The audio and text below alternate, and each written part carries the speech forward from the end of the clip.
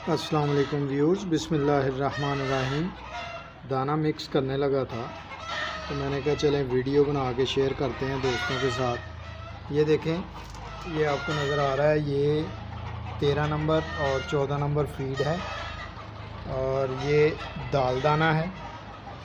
ये इसमें मैंने मूंजी यानी चावल जो है छिलके समेत वो डाले हैं और इसमें चरी भी डाली है और सरसों भी डाली है और जवी भी डाली है। और इसमें ये थोड़ा थोड़ा जो है हल्दी और अदरक पाउडर और ये कलवंजी मैं मिक्स कर लेता हूँ।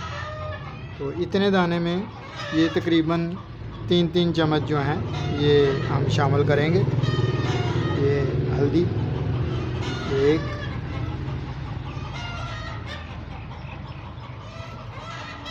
और ये हल्दी के 3 चम्मच हो गए, और ये अदरक